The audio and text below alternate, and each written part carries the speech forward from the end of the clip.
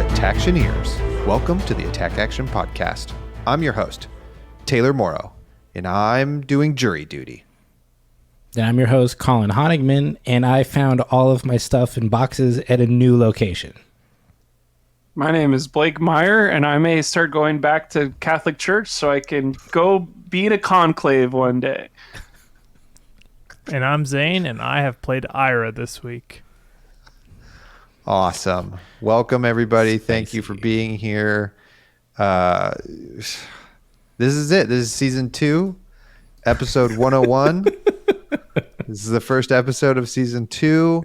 101, also very special, as all 4 of us are registered voters in the state of California, and the 101 highway connects all 4 of us together because it goes the length of the state. So it's beautiful, it's a metaphor, and it's an analogy all at the same time.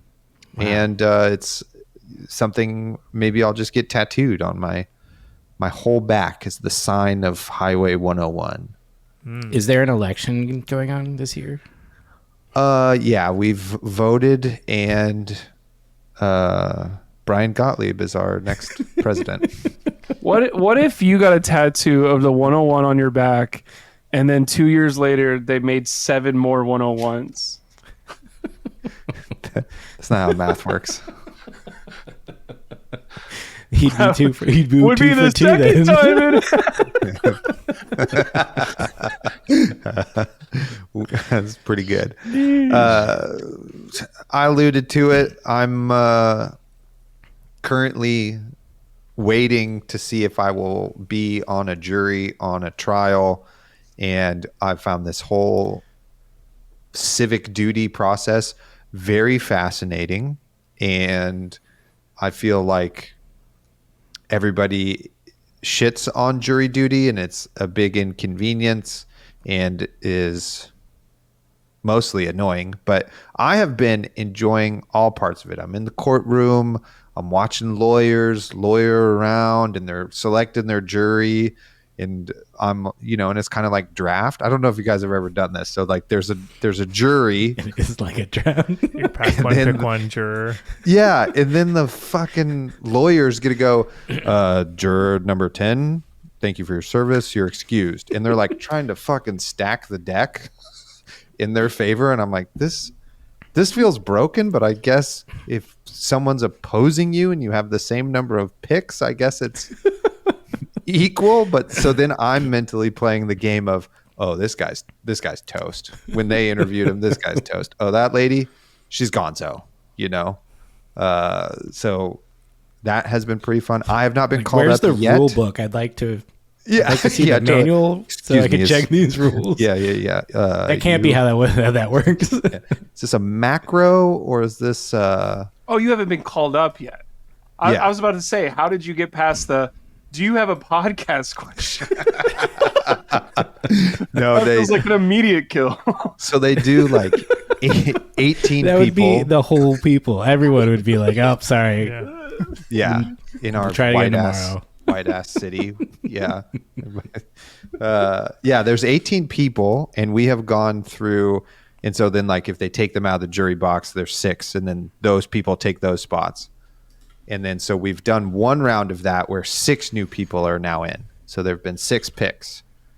And so now when I show up tomorrow morning, there will be 6 new people, and I could be one of those people. And then they'll ask me questions and stuff. Pack 2. And I'm pack 2, yeah. So I could be first round, pack 1, pick 1. I love this. Pack 2. And apparently jury selection as a drafting game sounds like a really fun idea. It's crazy. It's kind of cool too, because the attorneys have like a folder with all the information they want in it, but then they take these they flip it open so it's like face down, and it's not the inside, and they take Post-it notes and they write your name and then like notes about you and have it like big board style, like on a draft, like where they're like manipulating their Post-it notes and stuff. So that's kind of cool. Apparently there's a head juror that is like talks to the court after you deliberate and blah, blah, blah. Yeah, he's like kind of in charge. And I was like, I want that job. If I'm on this jury, I want to be in charge. You know, this is kind of what I do for a living too, Taylor. If you need any tips on how to look better to the people. That's true. You got to know your demographic. What are they? What are they in for? I can't talk about it. I can't talk about it. But That's so funny. yeah.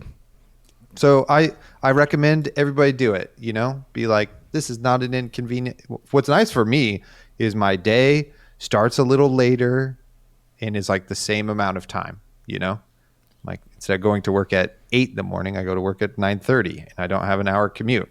This is pretty nice. And I'm still getting paid, so I'm pretty psyched. Can I be a professional juror? Is that something you can do? Like, I was in an extended jury selection process where they just slowly dismissed anyone under like 35. really? And I was like, can we just pre-dismiss me? Like, literally, there's no way you're going to let me be on this jury. And sure enough, like, I got up there, they asked me questions, and the prosecution just immediately dismissed me. And I was like, okay. My favorite is when the people try to argue that they can't be unbiased, especially towards police officers.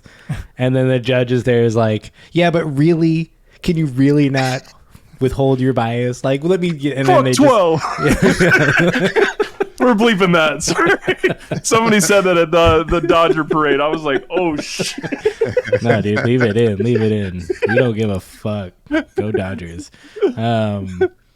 No, it's I had so many people just be like, no, I don't think I'd do it. And then it's like slowly, like 20 minutes of the judge just wearing them down. And they're like, yeah, okay, I guess I see what you're saying. You're just like, Yeah, totally. if you're not about to go off on the judge in here, like you better have like a real example of why you can't be not biased and not just saying like you don't believe police officers.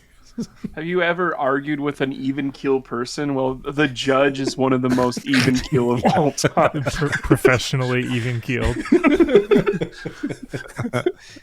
That's great. The bailiff, I believe, has what I would describe my face looks like when my freshman class has a guest speaker and is just like fucking mean mugging the crowd. Like, who's got their phone out right now? I'm like, fuck, man, I'm a cop. I don't want to be a cop. I'm not a cop, okay? I'm not going to be that guy. 12. I don't know if I've ever told this story on the podcast, but the one time I went to jury duty, I make it like it's a second day. I'm in the courtroom.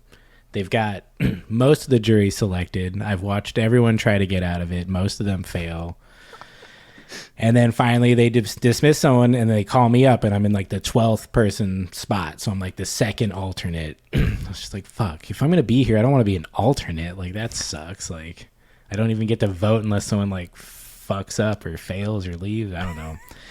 And so we're sitting there and, you know, the prosecutor's like, the people will accept this jury. And I was like, fuck, dude, really? Like, at the same time, I'm like, well, it's in downtown LA. There's a lot of good food around here. At least I'll get to try out some good food. and then the fucking defense looks, the defendant looks at me. I swear to God, we lock eyes. And then he looks at his lawyer, says something, and then his lawyer dismisses me. And I was like, what the fuck, dude? Like, what did I do? Vibe is Like, off. yeah, The I vibe was is like, off on this guy. bro. He's like, this guy's got a mustache. Get him out. Get it He looks out. like my coach. Yeah. Don't like it. So that was my one brush with my civic duty, but I'll never forget. It was great. It's awesome. Women did not have rights that protected them to be added to the jury until like 1978, which I learned today. And I was like, this is fuck our country, dude. Fuck this. You got to be That's kidding insane. me. 1978, we get legislation to have more representation. Fuck this. I got so mad. I will say it's wild that we're recording this, and by the time it comes out, we will know who won the election because we're so naive. Little do we know. It's going to be fine. There's two So- ways Yeah, this can Let's go. not talk I about it. I can't I talk about it. literally had a I'm gonna crash bleep nap that for part an out. hour. Anyways, the world. Fuck 12, but the election, do not think about it. So Vic Schaefer, he was a coach for women's basketball at the University of Texas, and he was talking to you guys about coaching, or what happened, Taylor? He's just in my YouTube algorithm talking about how to inspire players to play defense. Nice. Colin, how's moving to the new house? I mean, I'm sure everyone's wondering how I so quickly recreated my epic bookshelf look from the olden days, and it's just a lot of elbow grease and stick-to-itiveness. Couldn't have done it without Birdie's help, and of course, shout out to my lovely wife, who's a person in her own right. No, if you're listening, I have nothing set up. I crudely propped up my Viscerai poster against another box. Hopefully it does not fall down because it is made of metal and will ding my hardwood floors. But moving is great. I finally Problem for your moved. landlord, though. Yeah, exactly. She's in the other room. We're finally out of the old place, got everything out, cleaned up, and now I just have to slowly go through everything and find all of my cards because they're in many. I made a mistake and I labeled my TCG and board game boxes, and there's a lot of them. There's too many of them. Are you full time at this house now? Yeah, I work here. This house is my job and my responsibility and my love. No, yeah, we're here. We live here now. This is my house. Okay, Look perfect, great. Yeah, doors this on the one other room. side. Don't don't open that door. Oh, we won't. Not allowed outside of this room. But yeah, it's going great. Very excited to be here. I crawled around in my attic. That was fun. I was just like, this is my attic. I could do whatever I want. Found an old pair of skis. Those are my skis now. Nice. There's a weird old dog collar. It says Rocky on it, strung from the rafters. That's not weird. That's my dog Rocky. collar now. Shout out to Rocky. Shout out to your obviously haunted house. Rip Rocky, you know what I'm saying? No hauntings. If the vibes are good here, so I'm not worried about any of that. Did you remove the collar from where it was resting? I'm not crazy. Okay. You're fine then. The curse is still Aggie intact. dog too. I didn't touch the skis either. I don't know. Maybe that's where they need to be. They're not bothering me. Could be structure part of the structural integrity. Those are load-bearing skis. Oh God, yeah. So yeah, that's that. It's definitely nice. My commute is so much longer, but that's okay.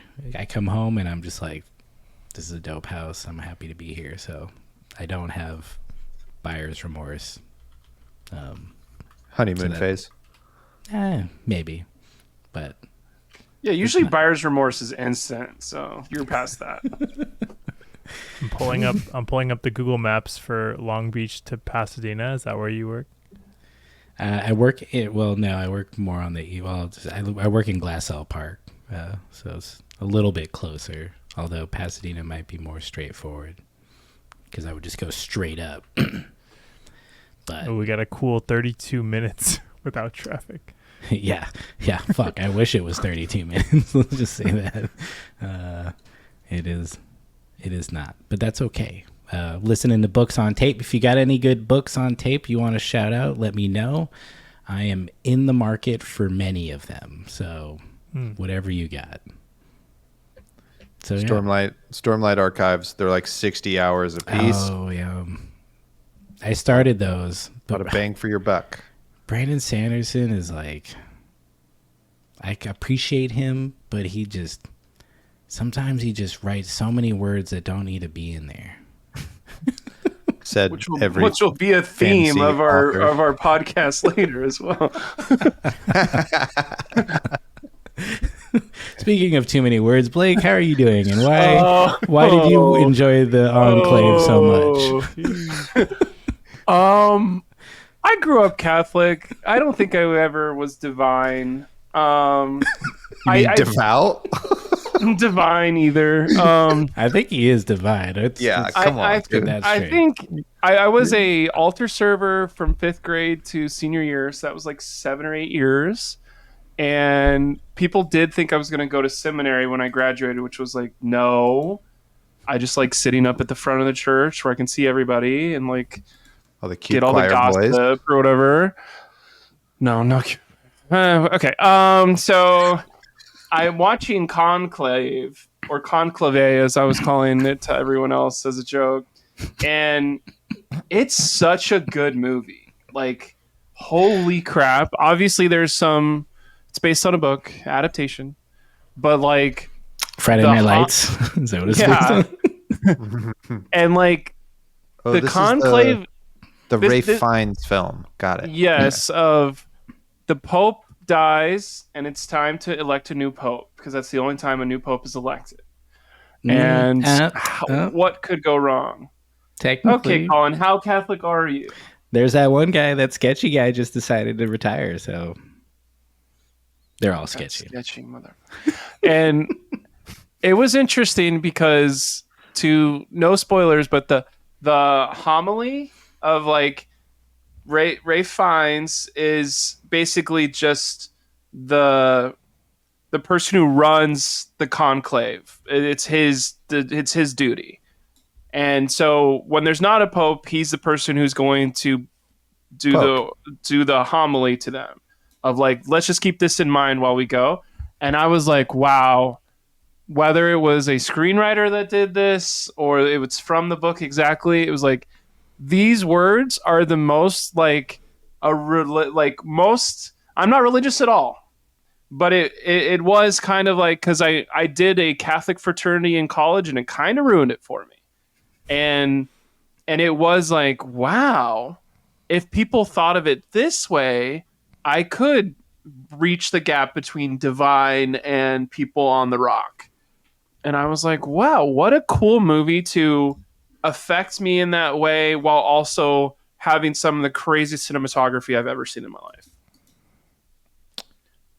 You sound But it's not a religious movie. What do you mean? Just like, well, then I like also did this thing with the church and this thing with the church, and in my 30s I churched, and then it was literally to meet friends in college who I'm going to be a groomsman for his wedding in 2 Januaries. And then 2 Januaries? My goodness. Yeah.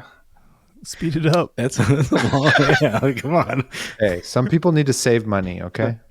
It's also when the Reinhardt cars are going to come, probably. Or is it a leap year in 2 Januaries, or is that why we get 2 Januaries? Because of a leap year this year? No, it's just in Miami. Miami.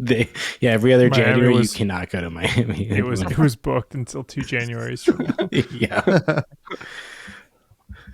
Yeah, the Catholic Church is a little bit different in Miami, so you got to get that venue. Zane, speaking of venues, you've been at them. There, just yeah.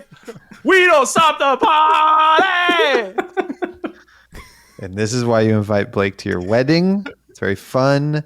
Speaking of weddings, Zane, you're now married to Ira because you're stabbing everybody. Boom, there it is. Wow. Is that a $36 card? No, it's like a $10 card that everybody will be trying to get rid of because nobody wants to play Ira. Except me. I was swinging my needle for 3. Felt good. Still don't think she's like maybe meta yet, but it's fun to play Ira. It's fun to be back in the old Blitz days. As Blake was talking, I couldn't stop thinking about the movie Silence. Have you guys seen Silence? Mm-mm. I should do that one and go right back to being very not religious. It's a Catholic. It's a story about like 2 Catholic priests. I have watched this movie. Yeah. Yeah, that go to Japan. And Yeah. have a rough go. And there's like literally no music. The movie's called Silence. There's like no music the whole movie. There's just like weird, intense vibes the whole time. Silence. it's a tough watch, but it's a good movie. It's banger cast. We got Adam Driver, Andrew Garfield, Liam Neeson, Hines is in there. Oh, I was thinking Doubt. I didn't know what Silence is. I need to look this up. I mean, this was like before like Adam Driver was anybody or even Garfield was anybody. I think I'm not. 2016. Zane, do you just like a lot of weird stuff? Because in our music chat, you were like, "Is anybody a freak like me and like this guy?" And Mitch was like, "No, not at all."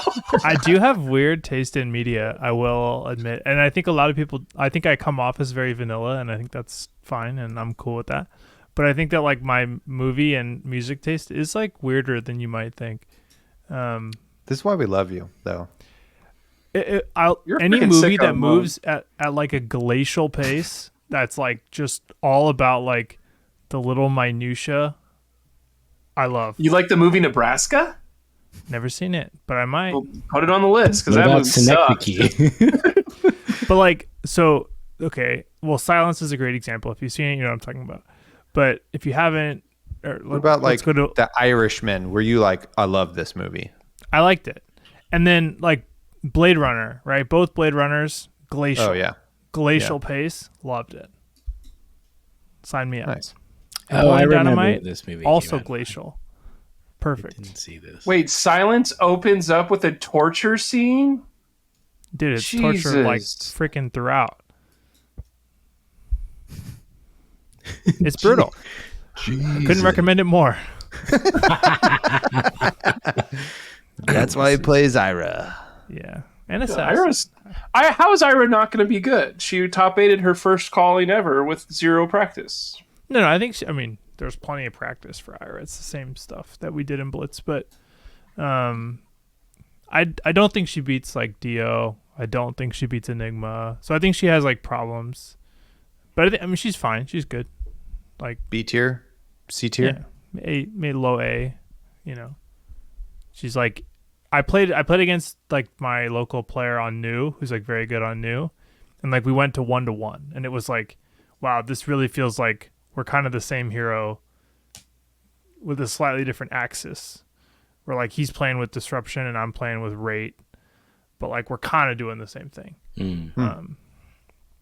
So I'd put her in the new tier of like can win, but probably won't win the event. I like that. Okay. Yeah. Tight. Love that. Okay, let's move into something here called a Flesh and Blood giveaway. What? Rabbit ears? That's correct. We're doing a giveaway for the Calling Portland. Yeah. The 50th calling? The 50th calling. And so help me, if exciting. you guys don't participate in this one, we will personally assault you. Can you name all 50 Collins? No. Honigman, Daryl, Okay, Portland. Look, okay, audience. I'm gonna be straight with you real quick here before calling the 50th calling. Honigman explains the giveaway. Last time we tried to do a freaking giveaway,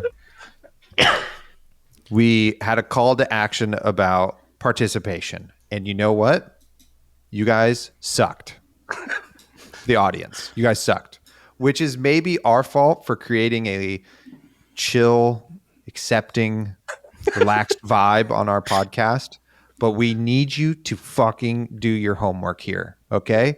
And we've lowered the bar a lot for your participation. This one is send a bag of M&Ms to 1854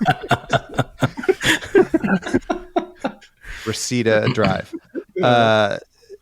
So that being said, now that I've publicly shamed you, and if you're wondering, is this how I talk to my students? It is when I'm disappointed in them. So Except he's holding a basketball too. Yeah. And I'll throw it at you if you're not paying attention. I told you to box out, not get your box out for Halloween. Colin, please explain the homework our listeners have to do to win an entry to the Portland Calling.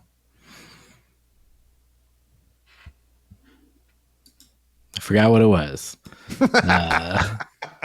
Oh, here, I remember now. We got this. It We could lowered the bar so far. It's forgettable. We'll just send it to you. Just tell me that you want it, and I will give it to you. That's all we need. No, we want you to go onto the YouTube. If you're driving, you don't have to pull over right now, but as soon as you possibly can, go over to the YouTube, look up this video, episode 101, Show No Mercy YB, and just add a comment. What does that comment say, Colin? It says, what hero will you play at the Calling Portland? That's it. And why? And sure, why? Give us a catchphrase that hero says when they win. Whoa, don't make it. You're getting complicated and creative. They can't handle it. Things can be fun. It could just say Bravo Borg or something. And I would be like, that's great. I love Bravo Borg. Like, or Ira, what did someone say earlier about Ira?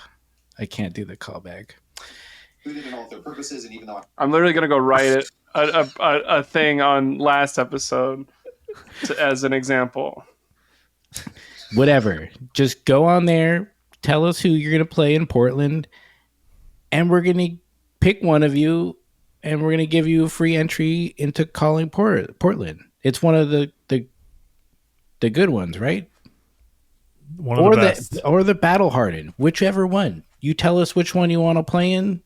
We'll get you in. We got a guy. He can get you in. And then you'll be in. You can go. Who's the guy? Calling Portland. His name's on it. He runs the Calling Portland, the 50th Calling Honigman Portland. Okay, so then there's got to be a time frame from this because the calling's coming up. So this episode's probably airing on Friday the 8th. Is my guess. That's my guesstimate here. So we're going to say we're going to give you to Tuesday because nobody wants shit due on Monday. Tuesday the 12th of November. Okay, wait. Wait. Yes. We can make it due Thursday at 11:11 on 11/11. They can't forget it. Wait, so that's Monday at 11. Thursday is the 14th. Monday at 11:11. 11/11. Okay, perfect. Done. Due by Monday at 11:11 on 11/11. Okay. Nobody wants anything due on Monday, so it'll be due on Monday at 11/11. Almost Tuesday. The due date is almost Tuesday. That should count enough. Yeah, Pacific time. So East Coasters. Yeah, you get to do it on Tuesday. Good, congratulations. I'm literally going to the Rams Miami Dolphins game, so I got to do it before then. Okay, sweet. So there you go. Let's Zane, quickly recap for us, please. What's going on here? You're going to go to the video. You're listening in your car. You're driving home. You're sitting in traffic like Colin and Zane. And maybe the other co-host. I'm not sure. No traffic. Just an hour of driving. You're a little frustrated. You're in traffic. But a little beam of light has come through. It's hit your windshield. The chance to enter the calling for free from us. From us. All you have to do is go to the YouTube 101. Can't forget it. By 11/11 at 11/11. Comment the hero that you're playing and why. And also what they say when they win. And their favorite food. And then boom, we got no entries because it had a level of creativity and our audience suffers from A, creative blocks, and B, analysis paralysis. If you just say you want it, I will count that. I don't care.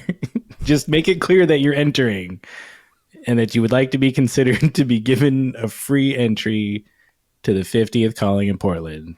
Where you can play against me and probably Blake. Okay, we're moving on now because we got a podcast here. See you next Tuesday. See you next Monday at 11/11 on 11/11. Whatever day you get it in, I'll count it. Shoutouts. Shoutouts. Anybody got any shoutouts? Nope. Okay. I guess they announced it online. So Jake and Haley are going to get married. Hey, huge shout out. Good job. Yeah.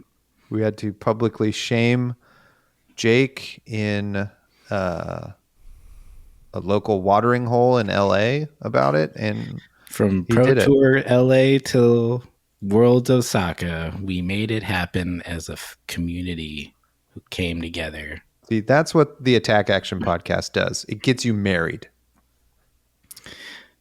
Jake Can't say it supports the doesn't. podcast. Haley drew us dope art. Now they're getting married. Easy as that. Attack Action podcast. Yep, that's circumstantial evidence which you could use in a court of law. I've found out.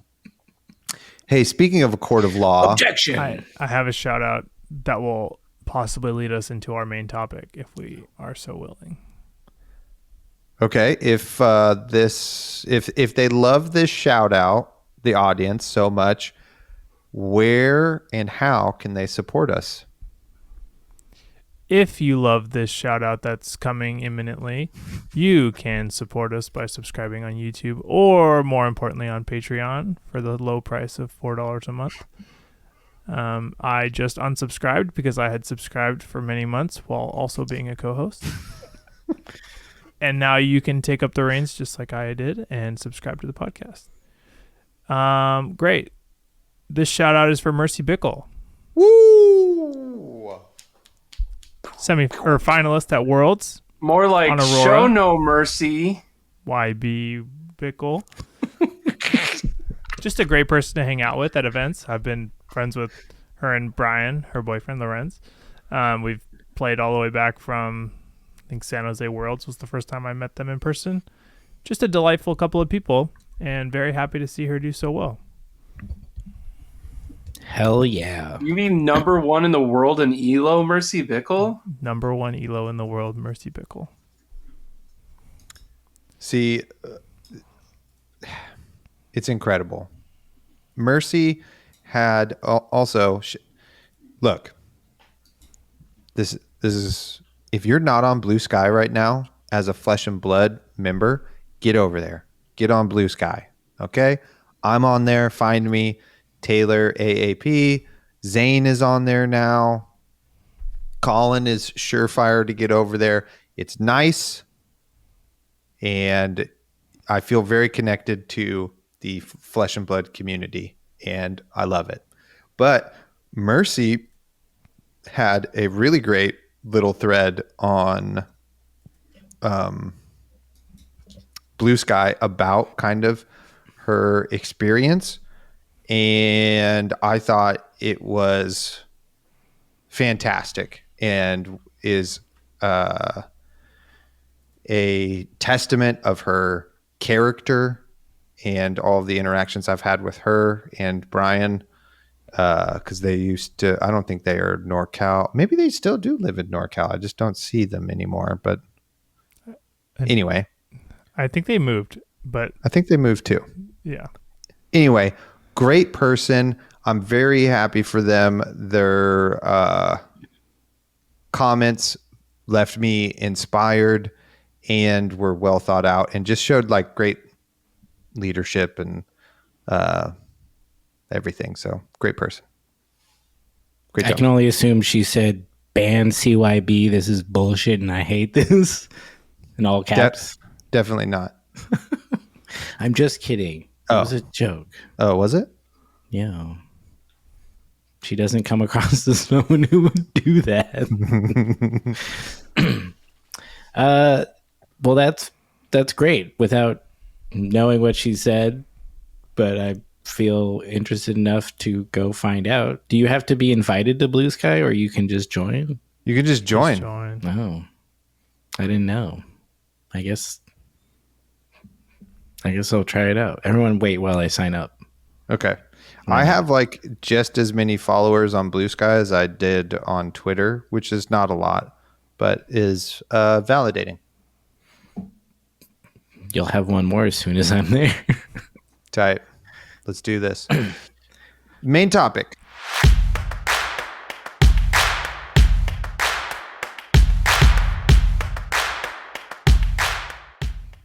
Are we here? World Championship, Osaka, Japan. The third World Championship. Third World Championship. It's the third anniversary of when we all went to San Jose and played in a tent. It second is. anniversary, but yeah. Oh shit. That's how Well, that's why Zane's here, because he's got the numbers. He knows how the math works. So second anniversary of that beloved time back then. What an interesting worlds it was. I didn't know if I had any expectations. But I feel like that's kind of everyone. It's like you don't know who's actually going to be there till they show up, and then people just start playing, and then just crazy things happen. Then all of a sudden, Mercy Bickle, who I never knew or heard of, is just like, holy shit, this is really cool. I can't wait to see her play more on stream, because I'm excited to see some kind of underdog figure come out of nowhere and just like do really well. It was pretty fun. I enjoyed a lot of that. I didn't watch all of it. What are your guys' kind of takeaways from this, our third world championship of Flesh and Blood? Zane, let's start with you. So I think my main takeaway is that it kind of played out more or less how we thought it would, in the sense that aggro outperformed. We saw Aurora, Viserai, and Dash.io all have big meta shares and high win rates, all securing top 8 spots. So 5 of the top 8 were these effectively rune blades. I know Dash.io, not technically a rune blade, but for the sake of gameplay, a lot of the same tenets.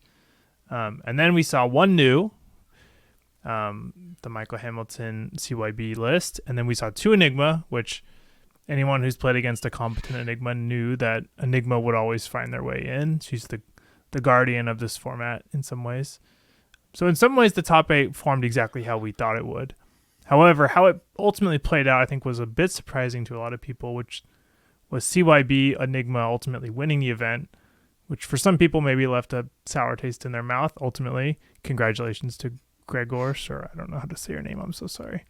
I think that's right. Mr. Kowalski. Mr. Kowalski, who piloted the deck amazingly all weekend. Everything we saw from him, he was playing super tight. But I think he would understand that most people were a little bit sad to see him win, in the sense that CYB Enigma is a little bit of a bummer for all parties involved, including the judges and any spectators.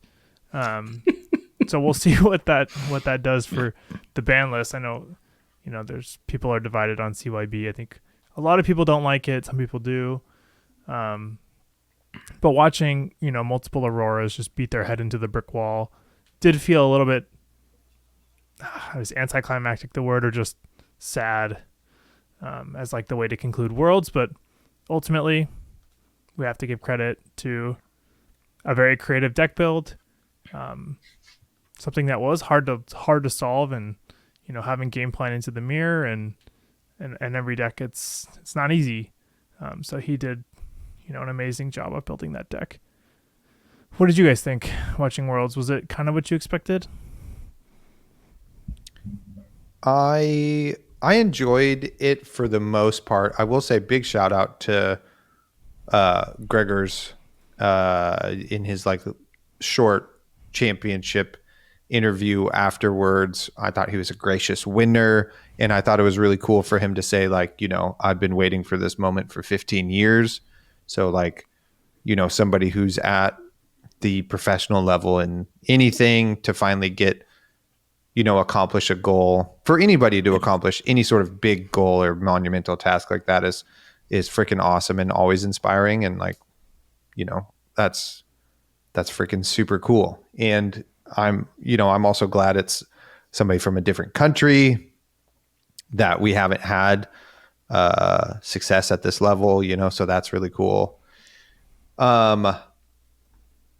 And just the storyline for Mercy to be I just basically picked this deck up. I played it once at Armory and then talked to my homies and got the download, and only lost 3 total games over the whole weekend. And I'm now the world's runner up and highest rated ELO player is a sick story. Like I talked about it in our last episode. Like, will we have like another incredible story at these like top tier events? And yes, it like misses. It's like 99% of the way there, except, Mercy just wins. And then that's like the insane story. But even with that, it's just like, you have Kowalski's, People magazine probably picks it up. you have, This you have his story also, and winning on kind of like, a semi fringe deck too, it's cool. Those storylines are really cool. What I don't know was conveyed well enough, though, from the production team at the tournament are those type of storylines. Like that's what, like those things are why sports outside of the game, like we all know the game is good, but that's why we like professional sports, is our access to the people and interviews and stories. Like how many, like people are watching the Lakers games because they want to see if Bronny gets in the game and is he on the court with LeBron at the same time, and what is that dynamic, has literally nothing. I mean, some people are probably like, how does he play as a basketball player, this Nepo baby, are there for that. But those are all like storylines based on the people, not like, or his points per game. Like, I'm really excited about when they put him in split action and the type of reads he makes out of that. You know what I mean? Like nobody cares about that. We care about the story of the person. And like that, I feel like is the nugget that's really missed in the world's production, that like takes these things to the next level, that we can kind of talk about a bit more rather than like the sick plays, or I don't know what they pitched on turn 15. I don't actually know if people are talking about that, but so those are kind of my initial thoughts. They also didn't say anything about the World Cup team tour, team challenge, which I thought was interesting. Of like, oh, this is your former national champion, your top ELO person, and a third person that can come from something of this. And can you guys all make it? And I was following along for some of that, and then it didn't seem very important, so I stopped paying attention. And then it was Romania versus Malaysia, I think, was the finals. And you're like, oh, cool, are we going to get to hear from them? And then it was ignored. And it was like, how are we not... I don't know. Maybe I missed it on coverage, but it's like, let's get an interview with them and talk about, like, here's a quick 5-minute recap of this with the sweep. And I know it takes a while to edit that, and maybe that's coming soon, or maybe that's just... We just had a team cup for no reason, really. We just wanted to give back to the players. We don't want you to watch it. We don't want you to like see, like, we don't want the people in Romania to be like, my country's the best in the world at this new card game that I haven't heard of. Okay, bye. Like, I don't know. That was weird to me. Why team cup if not share with worlds? Why team cup if not share? Who knows? Yeah, I mean, I think I guess I have a question. Like, was Enigma CYB really a fringe deck? Everything I've heard over the last month is that everyone's just crammed CYB into every deck that they can, and Enigma seemed like one that people had been doing for a while. So, like, was it really a fringe thing? Like, I'm looking at the metagame breakdown. We have 78 Enigmas, the top most represented deck. So yeah, I'm curious. Like, I didn't watch everything, and I don't know. I mean, I'm sure we don't know like what everyone's deck lists were. I'm sure everyone was like a little bit different. But was it less? Was he like one of the only people running Counter Blessings in Enigma, or like No. people just didn't know about it yet? People did know. I wouldn't call it fringe. It was definitely a consideration. Like, I can speak on it. partially baited with because like it's been talked about by Ian Zhang and Tao Tao a lot if you follow them, but they were huge proponents of the deck, thinking that it was borderline broken or fully broken. And then I know that Ian personally got off of it because he felt that very specifically the Aurora matchup, when the Aurora has Poison the Well, was unfavored. And so he felt uncomfortable with that matchup and the mirror. Because when you play the mirror and your opponent's, even 10% more aggressive than you just lose, right? Like if they just keep a board one turn, then it's over. And, Ian's no dummy. He knows that Enigma was going to be top 2, most represented. So he felt uncomfortable bringing CYB into that meta, despite knowing that it was very good into, Dio and a lot of the other decks. So it wasn't fringe, but it had issues. I think its biggest issue is the mirror. And I think that Gregor's had like a creative solution where, and I could be wrong, but based on the deck that he ran, I think he had to run blue CYB in the mirror, just as a blue.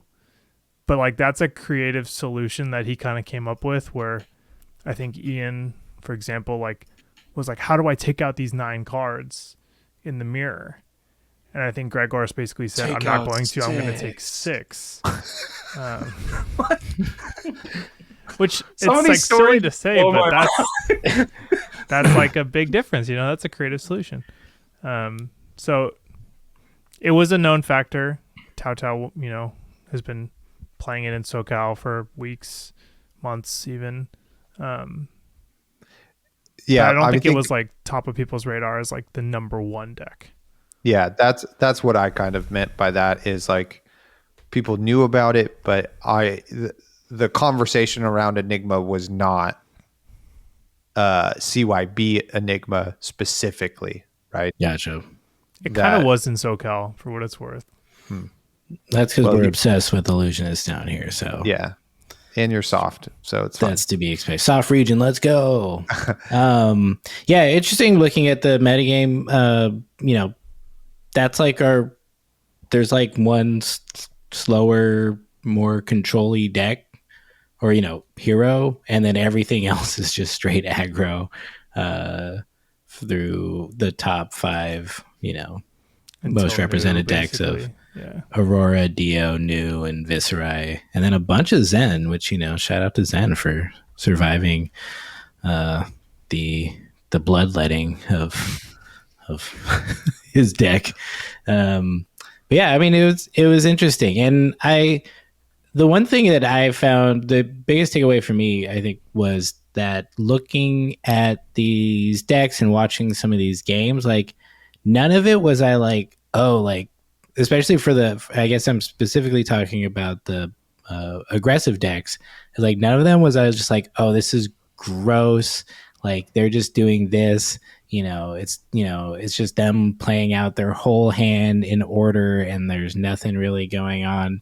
It all had like interesting shit going on that I was like, this looks fun. Like I was, I mean, the one I think that got closest to that was like Viserai, just because it felt very like, I think we talked about this previously, was like, it just felt less like Viserai and more like some of these other Rune Blades. And I think, especially Taylor, Zane, and I are more like, we like that old school Viserai feel. Although, shout out to Mr. Bagelman, who did have Ninth Blade in his deck and used it a bunch. So I was like, well, that's fucking cool. Like, that's always great. You're just like, oh, it attacks for 9 and it's free. You're just like, fuck. Right? Attacks for 9? Is that what? Yeah. It kind of attacks for 18 because if it's free, it's 9 chance also. That's pretty sick. It's pretty cool to see that, even though it's like not my favorite flavor of Viserai. I mean, shit, give it up to my boy, my big purple boy. But yeah, I mean, even like the Dio decks, like I hadn't seen a lot of those because I haven't been playing that Armory that much lately, so I haven't seen what people have been doing. Like those, it looks like wizard bullshit for just like, let me just do all this stuff. And watching Sam, I mean, shout out to fucking Sam Sutherland. Absolutely. Sutherland. That was dope. Every game I saw of him, I was just like, this is fucking crazy. Like, I mean, we'll probably be talking about Matt Rogers getting just like, you know, slowly steamrolled by Sam and Dio. Like, it was beautiful to watch because it was crazy. You're just sitting there like, fuck, dude. I think he's gonna do it. Like, he just keeps pulling cards out, and they're all just played out like a We Make Best video where it was just like, yeah, what is the like theoretical limit of a Dio turn? And like, it was that. Like, totally. And it's just nuts. Like, I think the commentators pointed it out there. I'm just like, what? How, I don't know why it's taking so long. Just like fucking draw cards and hit them. And they were like, no, like cards in deck when you have this combo is like a consideration. You know, every card you lose is like, he basically changes. Like, he literally could end this turn with no cards left if he fucks it up. Like, totally. Which is crazy. I thought that was. I haven't looked at like how many cards he consumed that turn, but I would be curious to look at like do you count the card draw, cards played, and cards banished? It had to be cards like pitched 20 something. Like, it was crazy. It was super fun. I really enjoyed watching that. And even like the Aurora stuff, like I thought Aurora was super interesting. Like, just like the considerations of when you play your instance and, you know, how you throw up your peace sign to get go again. This is what you pitch 2 to go again. That's what she does, right? Oh, hey. So, you know, I thought it was just very interesting. I didn't see as many new decks, so I don't know what people were bringing there. I thought Michael Hamilton's take was interesting. It was like the one thing with Count Your Blessings where I was like, oh, that's cool. Like, he's going to gain health and then fuck up your hand like on the same turn. Like, that's messed up. Like, I could totally see how this could like really do well. And like, I think he just had a couple bad breaks in the final game there. But, you know, it was really, really interesting idea. I think, at least for me, was the least boring version of one of those, you know, CYB decks. And that sucks when we're talking about the premier thing of the year and we're saying the words least boring version. Well, I think instead of like, this shit was dope. I just got finished saying so many things were dope. Yeah, I know. It just sucks because it's the final game. You know, it's like, honestly, I don't know. It's like the final game can represent the whole tournament, but I don't know if it has to. I don't know. It's a weird thing to end it that way. It's a weird deck to win, and it's to me, like when people first started putting these Count Your Blessings decks together, I was immediately just like, well, this seems like dumb that they made 9 of these cards. Like, that's a lot of life you can just gain. Like, why would you do that? And it's just like, I don't know. But like, I don't know. It's like, we could talk about that, but I'm curious to hear what you guys think more about it. But like, I think like I was saying, it was interesting to see a bunch of aggro decks that were all kind of different, doing their own thing, doing interesting things, requiring like, you know, pretty strong piloting skills and, you know, lots of decision points that matter. And I think that was a refreshing turnout when it comes to these tournaments, where in the past we've seen like aggro decks just run over people, and just like, it seemingly is like, well, I play the best cards and when they come into my hand, and that's it. And it's kind of the same thing too, but it's like, they all felt less, you know, linear and a little bit more like there's a good path. Even like the way Sam was talking about it, how it was like, you know, I had to figure out if like this less than efficient or optimal play is going to get me there because it's like safe, and I need to do it because I'm afraid I'm going to banish this card. You know, it's like all the things he's having to consider. Like, it just was cool. And I came away from it being like excited to look at some of these like aggro decks where normally I'm like, that's gross, I don't want to play that. Like, I don't like that. So that was kind of one thing I took away that was interesting, I thought. I would agree with that. I think the aggro decks in the format are more interesting than they've been in a while. I would say ever. I hesitated to say ever because I do think that chain was very interesting, but I still think of that as like a combo deck, not an aggro deck. it was an Well, aggro deck with a combo package. Yeah. I've got a couple years of Sure, my sure. knowledge to go. I don't know. I think it is the instant speed of Aurora. Just to say that one more time, of like, how many different decision points can an aggro deck have? Well, when we write instant on 7 of her cards, it is. This could fit in any window. And it was interesting seeing Snapdragon Scalers in Mercy's spot of like, she's not going for that huge God in a Flash turn. That's a mystery to most of like, is that how you have to win against certain decks? It's like, no, I'm just going to give one more turn more consistency than it'll ever have before. And when I draw all 0 for 4 reds that don't have go again, I can at least play this one that says lightning, give it go again, swing my sword, go again, and then play another one and then arsenal one. And you're like, oh, okay, maybe that is the best way to fix that hand.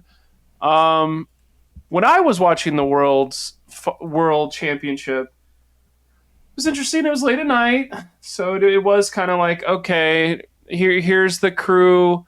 We're checking in with everybody that's like big time. Shoma, buddy's on Viserai.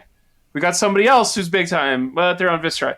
And it's like, okay, are they good at Viserai? I don't know. It was interesting seeing people are jumping to new decks because there's that huge ban. So maybe some of this stuff.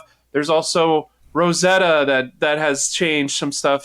So it was interesting of like, are these oh my gosh, Yuki's on Dash.io, and that was an interesting.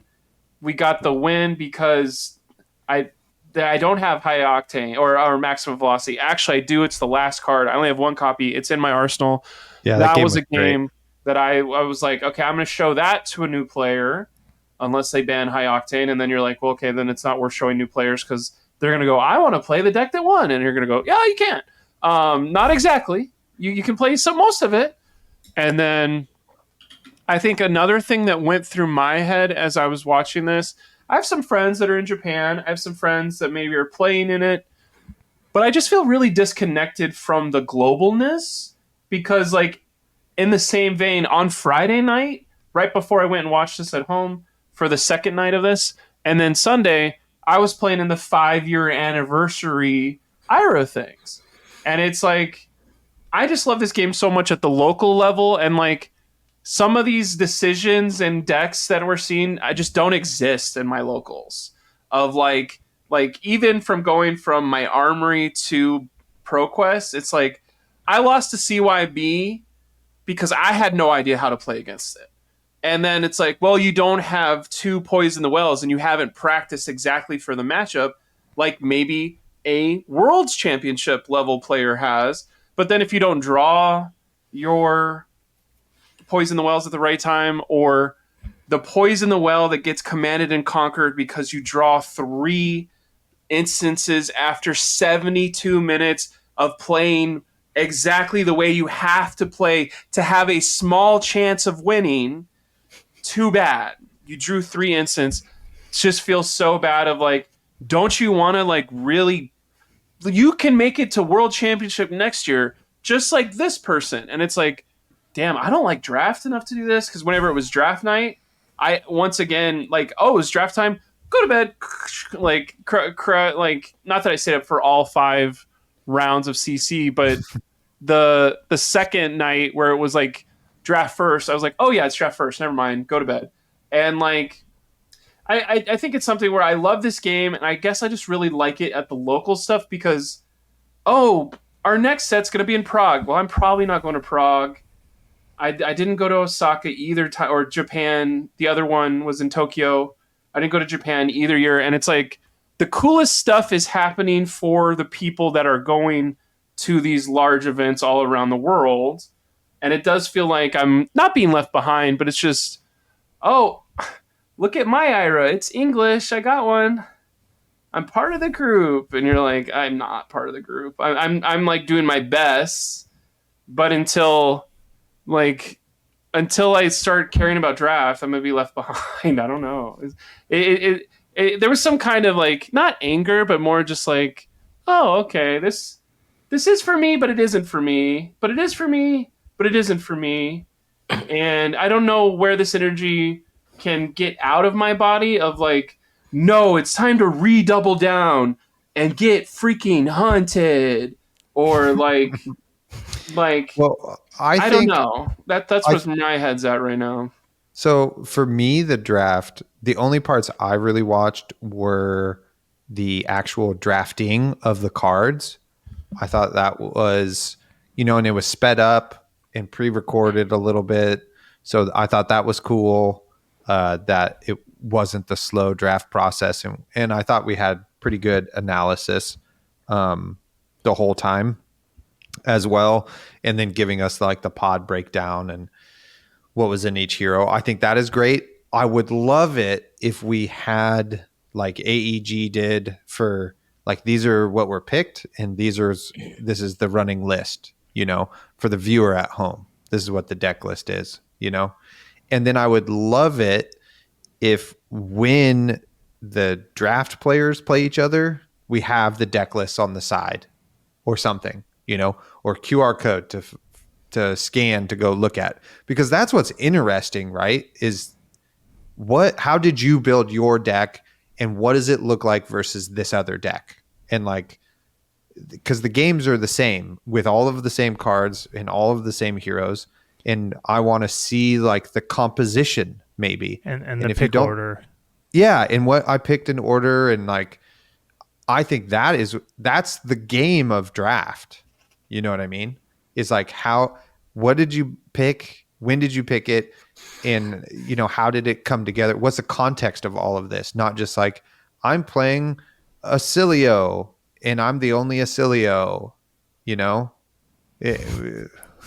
or like, I'm one of 4 Florians in this pod. Like, cool. Like, what does that mean for your deck? How did you navigate that, right? Like we saw a couple of Verdances. You don't find out until the end of the game, but they just went mono wizard, no decompose, right?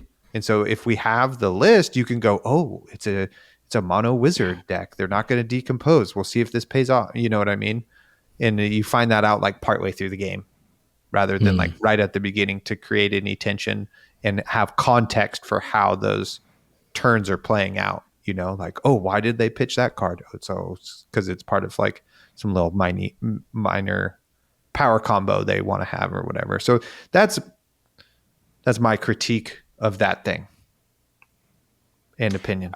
I think another layer of this that just popped into my head. We're saying on Dev Chat, enjoy it now because High Octane's gone, brother. Well, and then 2 of them are in the top 4 of the world. And there is kind of a like, we all know count your blessings is kind of a scummy tactic, but it'll never work on the highest level. And then it's like, that's so dumb as a Flesh and Blood fan base. I don't know if everyone thought that. I know there's some people right now that are like, I've been saying it since October 3rd. CYB is going all the way to the end. It's like the degeneracy of like, we have very smart people in Flesh and Blood where they will break to the 9th degree these cards, and like I'm fully expecting that to happen for both of these. So as like a designer saying, oh, High Octane's going to go right after Worlds, in my mind it's like, I need to do the 60 explosion turn while it's legal because I'm only going to have one opportunity to it. And like the idea of, oh, we gave you a month for that Phi deck with stubby hammers, and now CYB, well, we never thought it would be this crazy. Like if there's a ban thing for CYB and it's like, we never thought our player base would take it to the 9th degree. I don't know how many articles we're going to have like that where it's like, please just don't design these cards. And I know I sound really salty because I was playing an aggro deck into that and lost pretty badly. And that's what happened at the highest, like it's literally in the finals. And some people that are your content creators and you love were like, I will eat a Count Your Blessings card if it's high, if it makes a battle hard in top 8. There's no way this is successful at a larger event like this. and now it's world champion. And I think that's the same layer of my friend Michael Hamilton's Icelander deck that had the 3-for-7 Wounded Bulls, where like we didn't even think of that thing. And I think the thing that I actually have a bug in my ass about for CYB is like it doesn't feel like it's very hard to play. It feels like when you have CYB in your hand, you can play it and get full value of your CYB because there's not cards that say like cut it in half or make it negative. But the make it negative card is also an instant. So what's the counterplay? Oh, play your sigil and take 3 damage from the sigil or Oasis, and that was explained to me very quickly, and I was like, oh, that's really good. And now I'm like, there is no counterplay to CYB because you just wait till your opponent has tapped out. They don't have any cards or resources. There's nothing that could possibly happen. I'm going to gain my 7 health now. And it's just like, health gain is so powerful in Flesh and Blood that 9 health of 3 Sigil of Solaces and Aurora makes me feel like a god. Like, I can't imagine playing a CYB deck and not being like, this feels broken as hell. I think that is a good segue into the CYB talk. Like, broken, bad for the game, question mark. I personally actually enjoyed the CYB top 8 games. I thought it was fascinating to sorry, I just clicked on something that I shouldn't have on accident. To see what the strategies were that people were coming up with kind of on the fly into the deck. And I thought granted, maybe it's because I got to watch it after the fact at 2 times speed. So maybe that adds a little pithiness to the game. And so it's not as bad, but but I still liked the tension of like, are they going to get there? Is kind of the tension for both players. Like, are they going to get to a critical mass of health with enough cards left in deck to be able to win? And are they going to be able to like eke out enough incremental damage over the course of the game for them to actually fatigue the other deck, etc. Because it's I know you can make the spectral shields at the end of the game with the chi, but you also like don't have any cards that block then kind of at the end of the game, if it goes long enough. So I found it fascinating. I did not be upset by it. And it's also like, that deck is in a top 8 where it's, I don't know, Mercy said she did not have a game plan. She just came up with it right then, So it's like, well, what do we do when that is the definitive way to play that hero and we can then target it? You know what I mean? Yes. But that's a definitive go way ahead. to Enigma goodbye. Like, I mean, like, see you in 4 months, bro. Like, I played one CC ProQuest, and I played new, and I wasn't on Sacred Art before CYB. Obviously Sacred Art's powerful, but I wasn't playing it. And then when I saw CYB, I was like, okay, I have to play 2 Gravekeeping, and I have to play Sacred Art just so I can get these cards out of their graveyard. And I never actually went up against anyone playing CYB, but like, New has a unique ability to counter it-ish, in the sense that she can go 1/1 all game, and then she can also banish cards from grave and deck. But I do feel like some heroes just don't have the tools. Yeah. Like Azalea, right? To go like another hero that I love. Like Azalea against CYB, there's no reason even playing it. It's non-functional as a game. Which at that point is where I'm like, I don't know if this should exist. Yeah. I think I get what you're saying, Taylor, about, part of it is exciting, but I think it's only exciting from the side of like, well, I hope this person beats this stupid CYB deck. Like, I want to see them overcome this. Like, and then if they don't, you're just kind of like, yep, that deck's it's hard to beat because it just sits there and does its thing and doesn't care about what you're doing. And I am not. That's kind of like an oversimplification, but I think that's where I feel that, and that's where I had fun watching it. I loved watching someone like pick apart a CYB deck and be like, "Yeah, you got yours for that's what you get for playing that deck." Like, just like, and it's nothing personal. It's just like, I want, as someone who's been on the side of a game that felt like that, because I haven't played against CYB, but I think there's matchups for a lot of heroes that have felt very similar where you're just like, this feels insurmountable. And what they're doing is so like anathema to like what I'm trying to do that like I don't know how to do it, and I'm not a good enough player to like, pivot on the spot. So to see some people be able to do that and really overcome it was super interesting. But when in the end, Goliath wins and David, gets stomped because he's just a regular sized guy and Goliath is a giant, like, you're just like, well, shoot, that's right. Good for you, Goliath. Like, you played your deck, you did a good job. No one's like mad that Gregor's won. Like, they're upset that the deck was like nothing to like inspire like fun in games, but it's like, as much as they're like, oh, it's a game to play great games and in the flesh and blood or whatever they say every single time they're trying to sell a game, like that's what they're selling us. But what they're selling on the world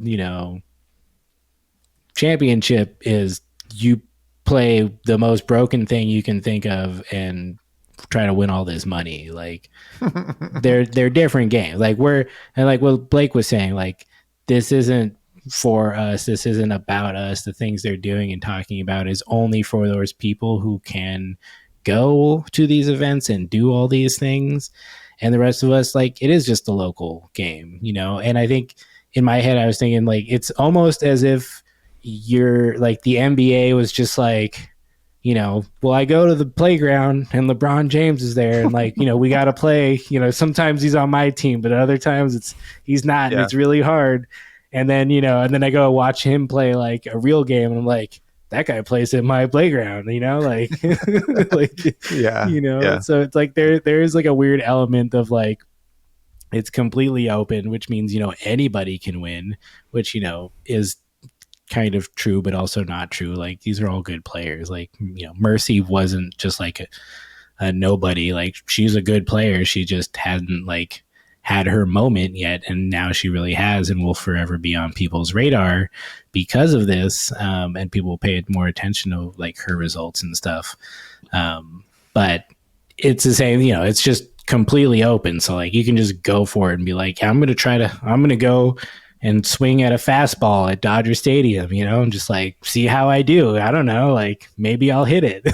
And like, it can feel like that. But yeah, so I don't know. I don't know if it's worthwhile to like argue whether it's a good card or a bad card. I think it's like, it's a weird card, and I don't know if like, it seems like we keep having this issue where it's like, this card makes lots of sense in this draft format, but it's kind of, both on both sides. It's either like completely useless in CC or it's like totally busted. And I was saying this earlier, like, we're printing more and more sets, we're printing more and more heroes. Testing for CC is going to get only more and more difficult, and so they're going to have to rely on bans a lot more to fix things because of the rate at which they release stuff. And if like that's upsetting to people, then it's going to be a bigger problem for either the people or the company, depending on how many people get upset by it. But it's also an opportunity to find some busted shit. You'd be like, hey, like, the dev guy said that high octane's broken. Maybe I should really look in like Dio and see like why high octane's broken, and like, or count your blessings. Like, like where else can it live that does something interesting that's both like proactive and also just kind of like unfair brick wall. that you have to jump over for no reason. Yeah, so I don't know where that leaves anything, but I think it's hard to. We can't divorce Worlds Osaka from this card. Unfortunately, it's like it's poisoned the well, if you will, and what we're left with is we don't know, because like then we're gonna come out of this and they're gonna ban, if they ban high octane and this others and count your blessings, it's kind of like, well shit, like the cool deck that I just saw that I'm like excited about playing is like no longer a thing. So I guess I have to wait to the next time someone makes a cool deck. But what if they just ban that deck? So it's like I don't know that they will.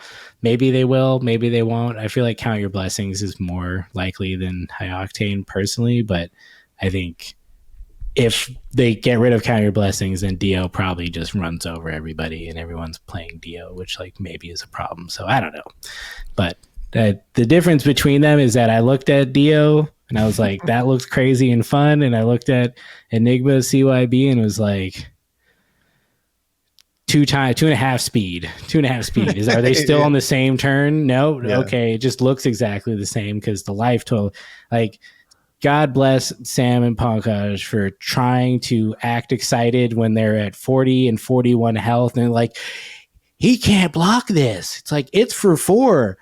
This doesn't matter. Like, I'm sorry. I know you're trying to make everyone excited and do your jobs, but this is not where the exciting part is. And we got 70 more minutes. So like maybe we should build to excitement rather than trying to start there. But that's a different commentary. One thing to go layered with this to what you were saying, like I saw either a tweet or a YouTube comment, but I can't remember which. But we sell this game as it's a fighting game, but card game. And like usually when somebody wins one of these major tournaments, it's I swing that Wounded Bull for 7, but they only have they blocked with all their other cards earlier, or the cards were stripped. He only has 1 3-block left. What's the other card? Oh my god, it was an energy potion. The final blow happens. There was not a final blow in this game. It was if you're playing Mortal Kombat and your electric rune blade is shooting lightning bolts and swinging their sword for 35 minutes and then just goes, I ran out of sword swings and I ran out of electricity. You win. And it's just like, you don't have to have higher life when they do that or whatever. Like, in that's how it works in fighting games. But it's just like, could you imagine how they would have to immediately patch that fighting game so you didn't like run out of stuff or whatever? It's a weird. Ran out of punches. I can't. Yeah, it's anymore. A weird way to lose, and you're hoping that doesn't happen locally, and having it be the one with the most eyes. By the way, when you have the most eyes on your game, show us the freaking Jarl weapon, y'all. Why are you not showing us the Jarl weapon at the end of the? Here's our world champion, and now here's what's to expect next: the Jarl weapon. Everyone is watching right now. Come on. I was surprised there wasn't a top 8 spoiler at the end of that. Market your game, please. I want to buy your stuff. For what I it's don't know worth, what to buy yet. People critiqued them revealing stuff when like Evan Herndon won US Nats as like overshadowing his win. So I think everyone has different opinions about everything. Why are you listening to those people who had dumb opinions? Sell your game. They could have done it at the beginning of the top 8. Like I agree with that. Or like in the middle in dead time. Yeah. It would have been fun. Last thought on CYB. I'm officially cutting off anyone else who wants to talk about CYB. Ooh. But I have a point to say. I think it's the weirdest card they've ever printed. I think previous to it, I think it was Awakening, where Awakening was kind of like, what were you guys thinking? This is clearly bad. And this is like CYB is like worse because it's like it makes no sense in the limited format. It doesn't really make sense in the CC format from like the spirit of their game. It's just like I think it's the weirdest card they've ever printed from like a just like head scratcher, like what level. And I'm sure they were like, yeah, well, it's beatable, but it's like, it is, but should it be? Like, should it exist? Give me back my tomes. 'Cause Anyways, you can draw 9 Call Your Blessings, but only 3 Poison the Wells. I would like to talk about CYB no more. Okay, bye. Well, just the last thing on the coverage, I will shout out myself for removing the word critical from everyone's Dude. vocabulary. Incredible. Like, I really want to know if they had a meeting. Like, look, Colin is going to fucking get our ass. If we oversay anything, please vary our speech. Okay. It honestly, it's gotten better because their vocabulary has increased. They're saying different things and they're not all just filtering down to one word over and over again. And I was just like, I increased my listening experience. So, and then when they did say critical, it felt like a critical moment. And I was like, that's what that word means. You can't use it every single game. But we'll see. I'm scouring the transcripts to see if there's anything else. That's pretty good. We call that hunting X. The gunted. Hunted X. All right, Taylor, give us your first thoughts on The Hunted. Where are your other arachnes going to be tattooed on your body? Point to them now. I'm probably just going to go for this area that right there that I pointed to. The face region. Just the general this, I made the joke in our Discord that my wife's probably going to divorce me because of all of the Marvel arachnes I buy. But I mean, where do I even start? It's fucking insane. Okay, cool. Great job. Great job having a story beat for our next set. You know what I mean? Like, we had Uprising, we had Dynasty, and then they're just like, okay, we're done with that kind of idea of continuing story set after set. We're just going to do whatever we want. But now we're back. And it was like, because Dynasty just like had okay, we killed the Emperor. Cool. Most of these cards we don't care about, except for Arakni for some of us. Now we get a story beat where they're hunting Arakni, and we're kind of back in this we're back in Volcor, and it's this weird, really asymmetrical draft potentially where we have two. For some reason, this is like the Sith Lords. There can be only 2 in a draft of draconic heroes. There's only 2, and then we have Chaos Arakni or whatever that's going on. So we have like a kind of an homage to the to cracks. all of that time. 5 lip 3D to the cracks. We don't know if he's in the draft. We don't know if he's in the draft. It's true. They might not be in the draft. I don't know. You're right. This could be an expansion card. Okay. I have too many thoughts. One, also, expansion card slot is going to be the other facing Graven Call. 2. Let's waste a slot on that. That sounds great. Hey, that's not a waste, Blake. Fabled not Graven a waste. Call. Fabled Graven Call. Get out of here, Blake. No, Rosetta not Thorn. Fabled Graven Call. Please. No, like Rosetta Thorn, Taylor. Imagine.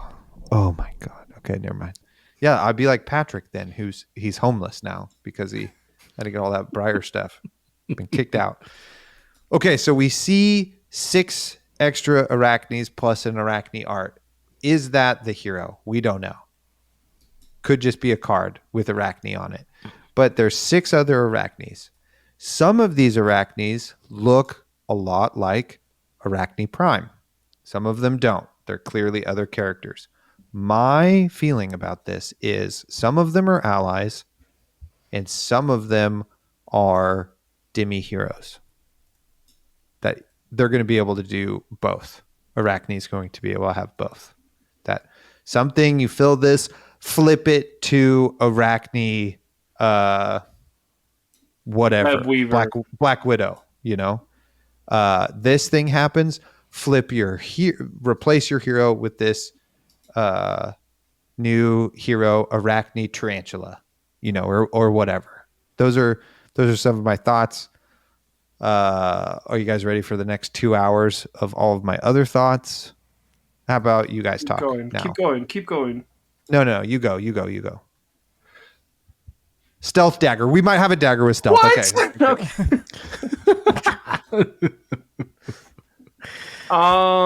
Very interesting.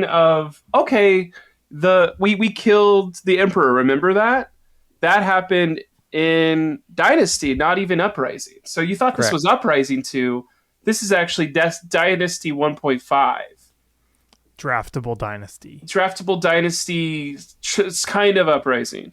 And I think what blows my mind, I know this only comes up every once in a while, but it's time to say it. Like the really cool, like we're on horses going to war to kill Arakni to avenge the emperor. I'm like, there's other places that have motorcycles and like tanks. Like that's just in the back of my head of like, even what world are we in? Like we're Whatever we want, baby.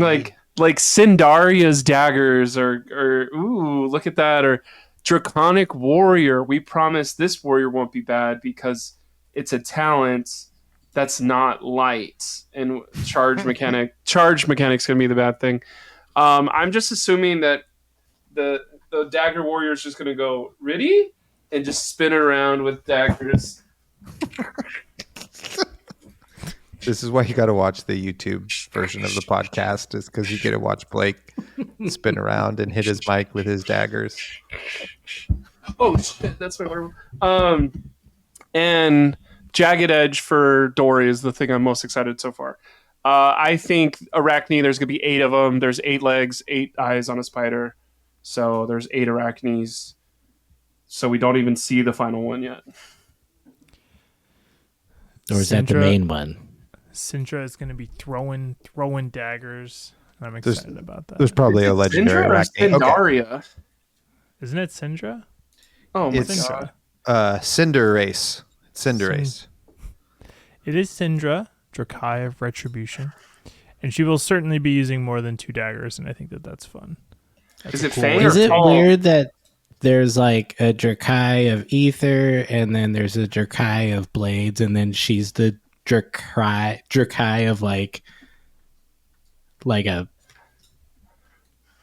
Concept. yeah, of a concept. like, is that weird?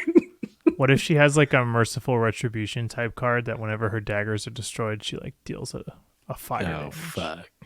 Sick. I love it. I think her stuff is going to be like, remember those outsider dagger cards you never touched, ninjas? Go buy a bunch of them real quick because you're going to be using them all for Syndra. Stab wound. Get your stab wounds. All right, so I zoomed in real close to this picture of the Marvel Arachnes to see if I could figure out what they blurred out on there. Which everybody has been doing for 100 years, but let's give us your take here. I didn't figure it out, but I'm all about this Gunted set. Gunted X. Gonna give it to you. Serving gun. I agree. I feel like coming back to like telling a story is fun. They like to dip in and out of actual storytelling through the set design, which I get. It's a little bit restrictive to have to always do that. So it's fun when it does. Never excited to see a warrior, but that's okay. He looks cool. Is he going to be lame? I don't know. Here's my thing. We've had draconic heroes before, and while I guess Dromai felt draconic, but only in the sense that like she had dragons. There was like our last draconic set, like nobody gave a shit. I guess, well, Fi kind of did, but it's like it felt like he didn't care really about draconic. He just played the ones that he needed to do the most amount of damage he could, where it just didn't feel, I don't know. So like I'm hoping that the talent, play style, mechanics are a little bit tighter like they have been. in the last couple sets. So like I'm excited to see what they can do there. I think it is interesting that we're already getting like, we've already gotten all these repeat like talent things, locations before some other places.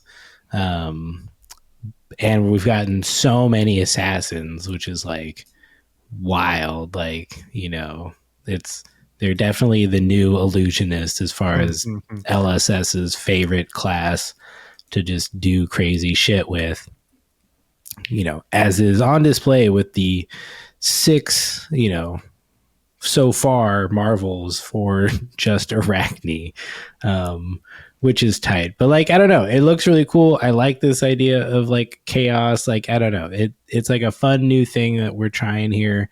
The marked thing, I'm like, this feels a little bit like Star Wars just did this. Oh, did they? No, I was gonna say it feels like the things you put on arrows that no one cares about. Aim counters. Damn, yeah. say it louder for the God leaves in the back, bro. They feel like aim counters, kind of where it's like, oh, if you put an aim count, if you've marked the hero, which like I think I could see in draft or sealed that being kind of a fun thing. It's like, okay, I've marked you, I've done, you're trying to do this thing to like get some specific hit effects or other bonuses to your attacks and actions that you play.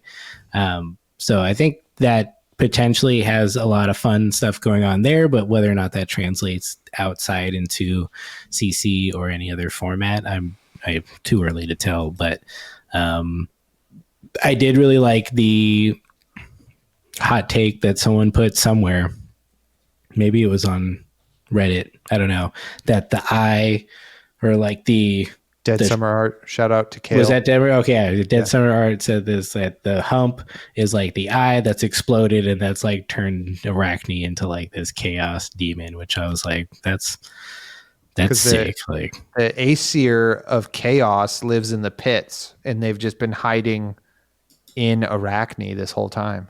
Oh shit. It is just like Quaddle.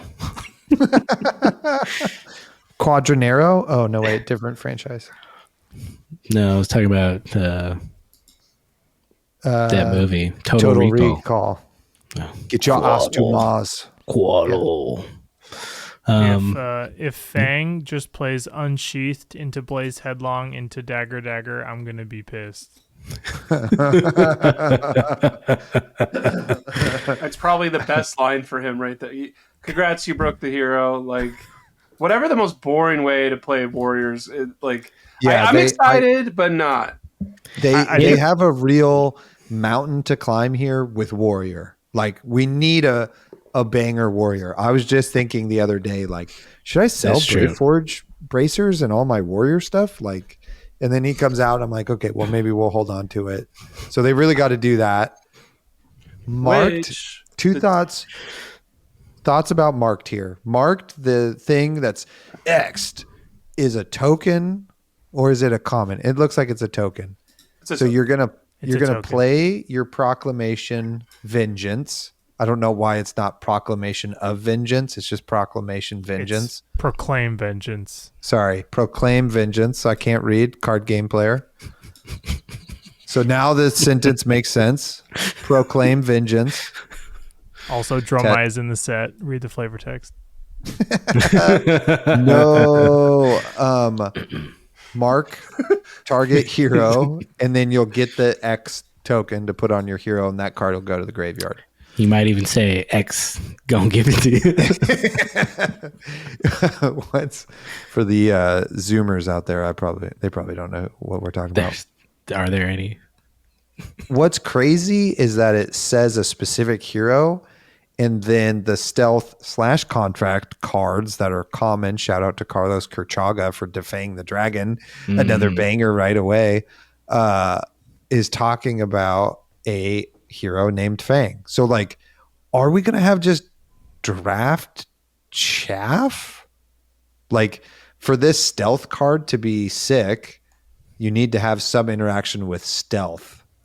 That's cool. Or else it's just a 0 for 3 that blocks 3 and doesn't have go again. And that's like pretty mopey, right? It is in fact. That's like what draft, Assassin yes. is already doing. And then if you're having Proclaim Vengeance in your deck, drafting it for any reason, it's an instant that blocks 0. I mean, Malign exists. Prowl Um, exists. For the Warrior case here, don't forget Japan's getting 2 legendaries extra every time, or 1, but this time it's 2 Valiant Dynamo and Brave Forge Bracers. So they are feeding the Warrior hype of maybe Fang is the good one, and that's why we need to make these legendaries available for our Japanese market. And then Brian De La Torre was like, F those cards that you just were talking about. Of it's yes, we finally get our first contract and stealth card on the same one, and that's really cool because we haven't had that. Normally, you got to pick one or the other, but now we can use all our buffs on those. Great, but he's like, it has to be against Fang. He has to not block this, and he has to be marked, and then I draw a card. It's literally like 3.5 hoops to maybe draw a card, and limited is like, well, that'll be pointless. Just play the busted draconic people. Like, why are you gonna draft Arakni? Like, this stuff better be amazing. Yeah.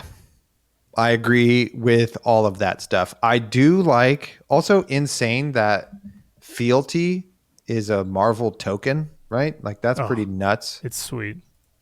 that we're doing that. That's crazy. More of that, please. I like that because they should be Marvel, right? You'll probably use them a shit ton of times. And so it's like your most used cards. Art of the Dragon Blood is a ninja attack, but if you make it draconic, it does something cool. That seems like really fun design to play with. So I'm excited about that idea. I don't know how that is related to the talent of Draconic when it was just like all red, so I don't get that. Colin, you have your hand up. Yes. I don't understand this card that you're talking about, Fealty, where it says instant destroy this, a bunch of stuff, and then it says destroy this. I was confused about this as well. So it's basically if you don't use it, you have to have fulfilled the requirement to not destroy it at the end of your turn. Gotcha. So there should be a paragraph between the instant sentence and then the sentence that follows it. Correct. Okay. I had a hard time with that as well. I was just like, wait, when I destroy it, but then if it doesn't get destroyed, I destroy it. And like, but I just destroyed it. I don't understand. But okay, we're there. We got it. Thank you. Anyone else who didn't know that, now you know. Yeah, I mean, I think it is weird that we have these specific, like, targeting a specific hero with a name. I mean, I'm going to assume because it's Draconic set that this is just in red. Because if there's a red, yellow, and blue of Extinguish the Flames and Defang the Dragon, like, that's 9 cards in the set that are just, like, useless in anything but the draft, which is, like, a little... It reminds me of Clash, right? Like, we got all these cards that are gonna freaking clash, but then we just have heroes that are clashy and the other heroes like aren't clashy because it's a liability. So hopefully we don't have that going on. You know what I mean? Yeah. Okay, we've gone long enough. Arakni slipped through the cracks in Leet speak.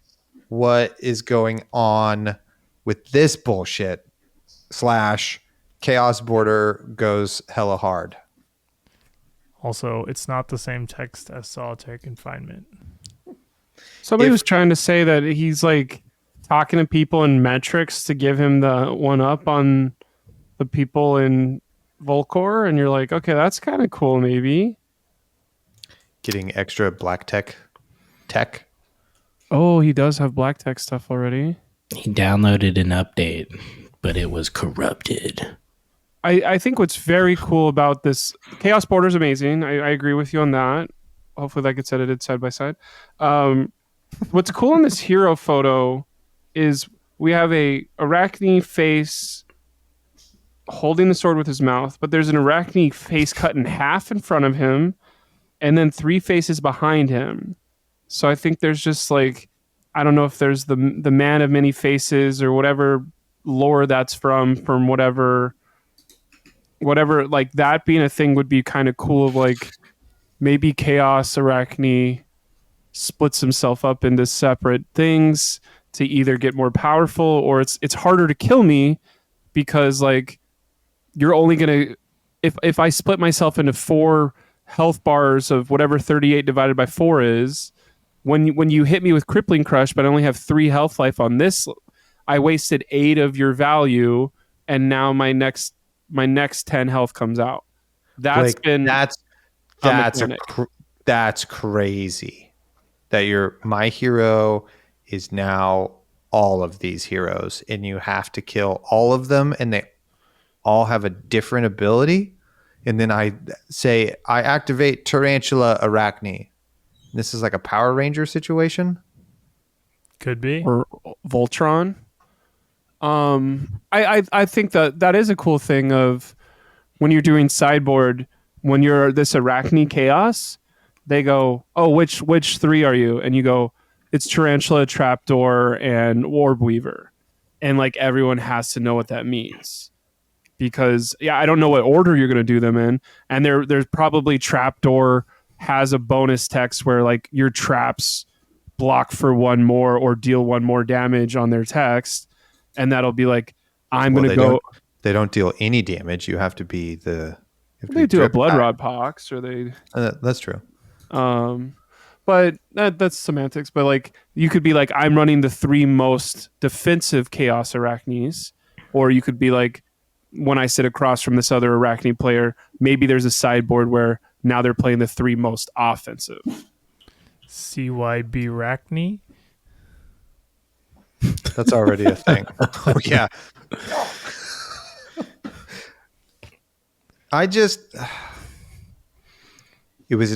The day was so insane when this was spoiled that my wife, who knows of my love of Arachne because I have them Because he sleeps with you in bed every night. tattooed on my body. Yeah. That I sent my wife the picture of new Arachne solo, like on the gargoyle head. And I was like, this is crazy, right? And she was like, yeah. But that's how excited I was. I was just like, I have to share this with the person I love most in the world, even if they don't care. I do love that the masks still showed up, like in that photo of the main Arachne. There's still masks in the background. Yeah, integral to their personality. Yeah, Tarantula Toxin seems fucking good too. Right? Yeah. Okay, so Tarantula Toxin is assassin attack reaction, red, blocks for 3. And it says choose 1 or both. Target dagger gets +3. Sick. Dagger reaction. Love that. Graven Call now comes in for 5. Get fucked. And then it also says target card defending an attack with stealth. An attack gets -3. So then you shred also. You know what? Daggers are attacks. 1 or both. What if there was a hero that could like present 2 attacks at once, and you block which side you want to block, and then this Tarantula Toxin was like, I'll add 3 on this side target and this side -3 of its 2 daggers at once. That would be sick. I'm designing card games over here, you guys. Hire Blake. Hire Blake. Let him cook. These 2 scoops of strawberry shortcake. Hire this guy. The card is crazy though. Like The art unsettles me. Yeah. Yeah. It's called Assassin. Normally you love tarantulas too. Also, the assassin border didn't used to go red at the bottom. But now it does. Oh. Are we sure? No, it does. It goes red. I have an assassin card right here. Okay, it's way more red, It goes red. on the image I'm looking at though. Wait, move it around a little more? It's easier to see. Because like Do this. my surgical is barely pink.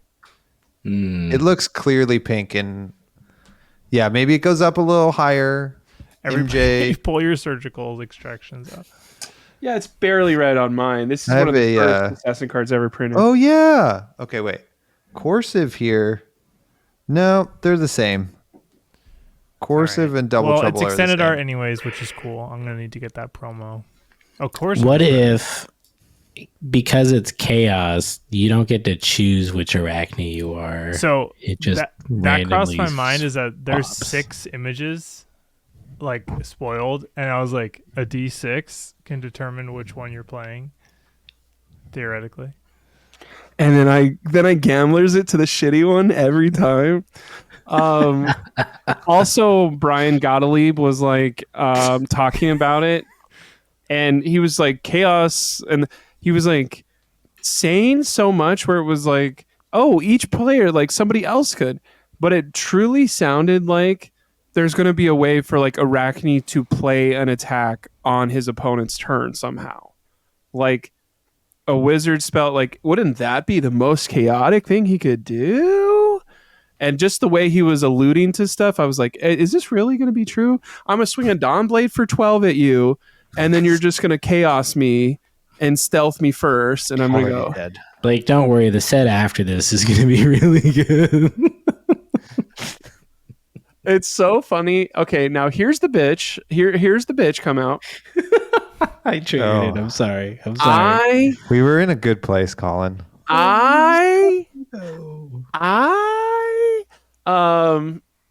These cards are getting support.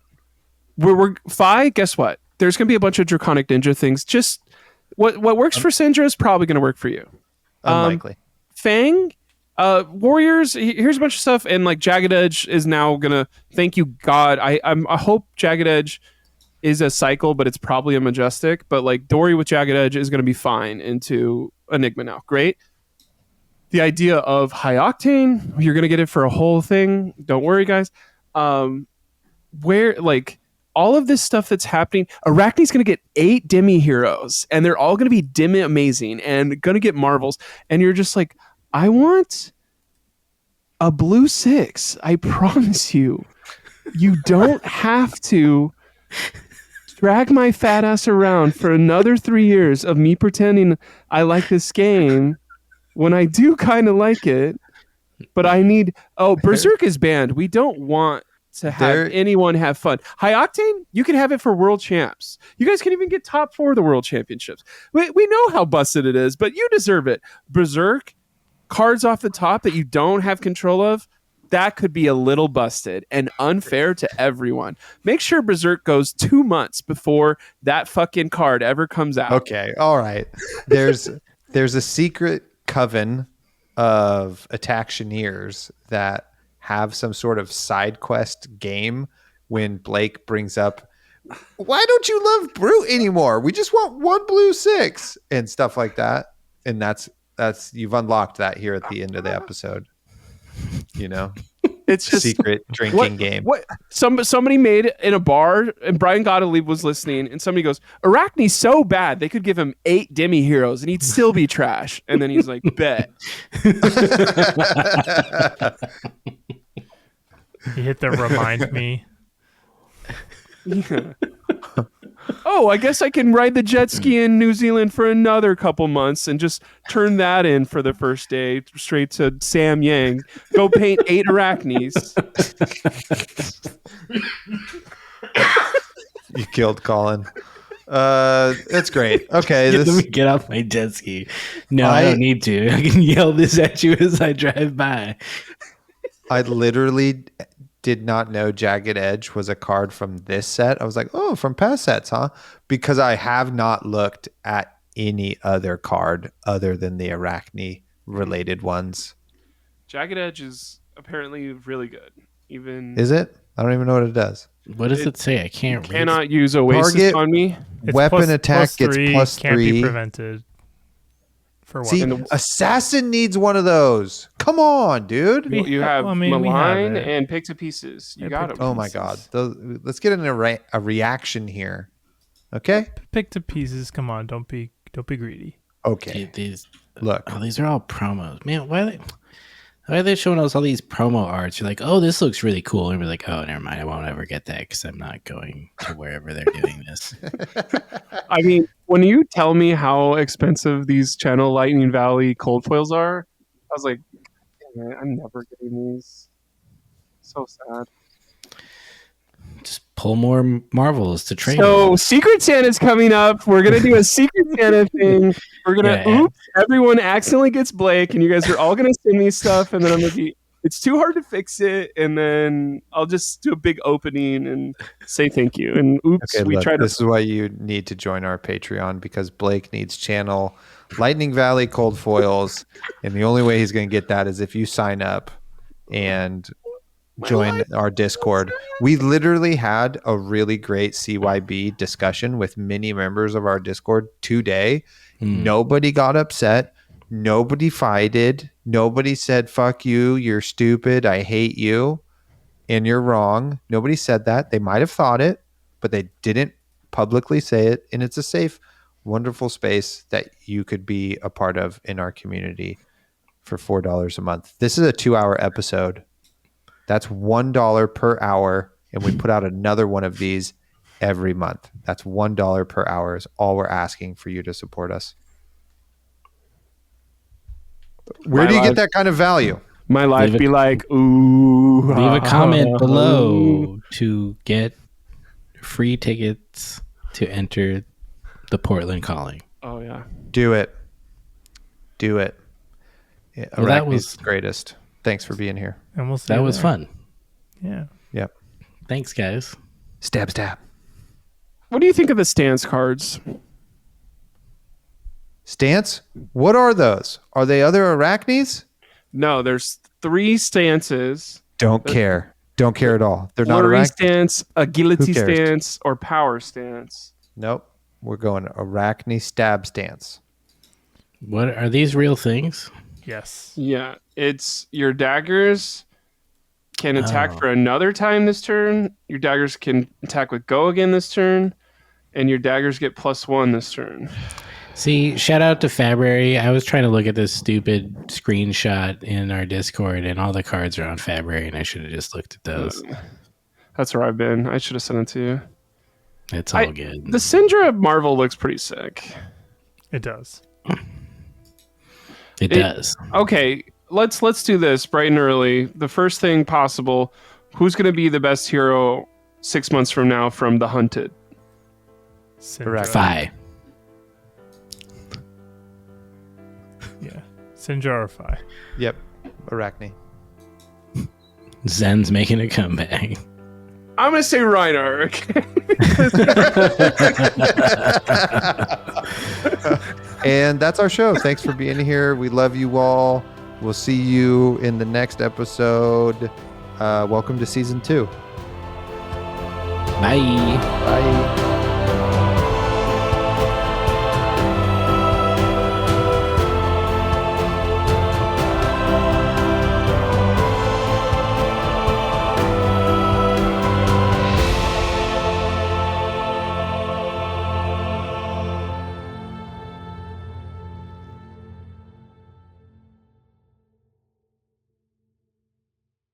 Fuck Bye. 12.